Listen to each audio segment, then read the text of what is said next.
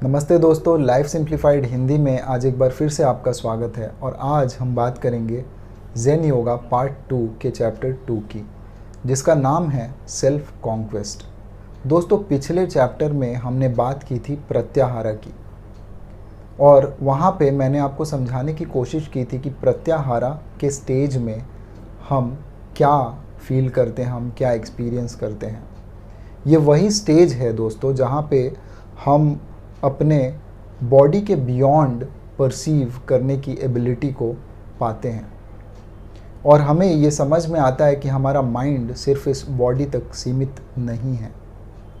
हम अपने माइंड को अपने सेंसेस से डिटैच कर सकते हैं, और हमारे माइंड के अंदर ये कैपेबिलिटी है कि वो इन सेंसेस से डिटैच होके हमारे बॉडी के बियॉन्ड भी चीज़ों को परसीव कर सके। दोस्तों, आगे बढ़ते हैं सेल्फ कॉन्क्वेस्ट पे। सेल्फ कॉन्क्वेस्ट मतलब खुद पे विजय। खुद पे विजय से कहने का अर्थ यह है कि हम अपने मन पे पूरी तरीके से कंट्रोल पाते हैं, या फिर ये कह सकते हैं कि हमें इस क्षण में जब हम सेक्शन 2B और सेक्शन 3 को परसीव कर रहे हैं, जब हमारे माइंड में सेक्शन 3 फॉर्म हो रहा है, तो हमें ज़रूरत है अपने आप पे, अपने माइंड पे कंट्रोल रखने की। और यहीं पे यम, नियम, आसन और प्राणायाम की इम्पॉर्टेंस जो है वो बहुत ही ज़्यादा बढ़ जाती है। ये सारे प्रैक्टिसेस हमारे थॉट्स को रेगुलेट करने में हमारी हेल्प करती हैं प्रत्याहारा के बाद भी, और ये हमारे लाइफ का एक इंटीग्रल पार्ट बन जाती है, जिसके मदद से हम अपने माइंड को एक बहुत ही बेहतर तरीके से जान पाते हैं, समझ पाते हैं, उसकी एबिलिटीज़ को समझ पाते हैं। हमें ये पता चलता है कि हमारे माइंड के अंदर जो पावर्स है, कुछ ऑकल्ट पावर्स भी हैं जो हमें समझ में आती है उस समय। और जब हमें इन सारी चीज़ों के बारे में पता चलेगा तो हमारे अंदर एक टेम्पटेशन भी आएगी इन चीज़ों को और यूज़ करने की और जानने की। और तभी हमें यम, नियम, आसन और प्राणायाम वह हिम्मत देगा कि हम इन चीज़ों को किसी गलत तरीके से इस्तेमाल ना करें, इन ऑकल्ट पावर्स को। दोस्तों, जब हमारा शरीर और हमारा माइंड तैयार हो जाता है सारी प्रैक्टिसेस को करके, तो हमारी जो सेल्स है, हमारे बॉडी के सेल्स के अंदर इतनी ऊर्जा भर जाती है कि हम अपने बॉडी के हर एक पोर से प्राण को महसूस कर पाते हैं। प्राण हमारे शरीर के अंदर आ सकता है, हमारे बॉडी के एक एक पोर से। और ऐसा तभी पॉसिबल होता है जब सारी प्रैक्टिसेस करके 3 स्टेप रिदमिक ब्रीदिंग करके हमारी बॉडी एक पर्टिकुलर पिच या फ्रीक्वेंसी पे पहुंच जाती है, जब उसकी जो फ्रीक्वेंसी है वो इस यूनिवर्स की फ्रीक्वेंसी से अलाइन हो पाती है। दोस्तों, जब मैं प्राण कहता हूँ तो प्राण वह चीज़ है जो इस यूनिवर्स में हर जगह व्याप्त है। प्राण एक ऐसी एनर्जी है जो लाइफ को जन्म देती है, एक लाइफ गिविंग एनर्जी है।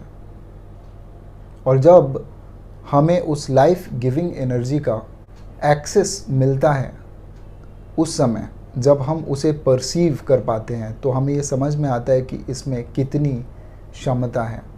यही कारण है कि दुर्लभ से दुर्लभ जगहों पर आप अगर देखें पृथ्वी पे, तो लाइफ है।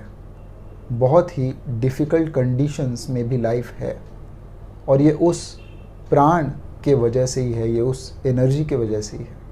दोस्तों, प्रत्याहार के बाद हमारे बॉडी को हमारे प्राणों पे पूरी कंट्रोल मिलती है, और हम उन प्राणों को अच्छे से रेगुलेट कर पाते हैं। दोस्तों, पीजे सर कहते हैं कि अगर हम 1 मिनट में 20 थॉट्स भी अपने माइंड में डिकोड करते हैं, जो कि बहुत ही कम है एक एवरेज ह्यूमन बीइंग के लिए। हालांकि एक एवरेज ह्यूमन बीइंग 1 मिनट में बहुत ही ज़्यादा थॉट्स डिकोड करता है, 100 से भी ज़्यादा। लेकिन यहाँ पे पीजे सहर ये बताना चाहते हैं कि अगर हम 1 मिनट में 20 थॉट्स भी डिकोड करें तो हम पूरे दिन में जितनी देर हम जगे रहते हैं, लगभग 16 घंटे हम जगे रहते हैं, तो उन 16 घंटों में हम 19,000 थॉट्स डिकोड कर पाएंगे। हालांकि ये नंबर 20 के हिसाब से अगर देखें तो 19,200 होता है। अगर इसे हम राउंड ऑफ कर दें तो थॉट्स की मात्रा पूरे 16 घंटों में 19,000 होती है, जो कि बहुत ही कम है। और जब हम 3 स्टेप रिदमिक ब्रीदिंग करते हैं तो हमारी ब्रीदिंग रेट भी नॉर्मल से बहुत कम हो जाती है, और उस समय हम इन थॉट्स की फ्रीक्वेंसी को और भी कम कर सकते हैं। अगर हम मान लें कि हम इन थॉट्स की फ्रीक्वेंसी को और 9,000 या 10,000 कम कर दें तो हम उतनी एनर्जी सेव कर पाएंगे। हमारे जो भी इम्पल्सेस आएंगी, उन इम्पल्सेस को डिकोड करने में हमारे माइंड की एनर्जी खर्च नहीं होगी, और वो सारी एनर्जी, वो सारी ऊर्जा हमारे अंदर स्टोर होगी, और इससे हमारी माइंड की जो इंटेंसिटी है वो बहुत ही ज़्यादा बढ़ जाएगी। दोस्तों, बढ़ जाएगी का मतलब ये है कि वो इंटेंसिटी एक पॉजिटिव इंटेंसिटी बनेगी, और जब ये एनर्जी, जब ये वाइटल एनर्जी हमारे अंदर स्टोर होगा, तो उस समय जब हम सारी प्रैक्टिसेस को करते रहेंगे तो हमारी जो प्रोग्रेस है वो बहुत ही फास्ट होगी, और तब ये पॉसिबिलिटी है कि हम अपने माइंड के सारे सेक्शंस को फॉर्म कर पाएँ और उन्हें परसीव कर पाएँ, और तब हम मॉलिक्यूलर प्लेन्स और इलेक्ट्रॉनिक प्लेन्स पे भी फंक्शन कर सकते हैं। दोस्तों, इस चैप्टर के एंड में पीजे सहर ने हमें एक थॉट दिया है, जैसे कि वो हर चैप्टर में देते हैं।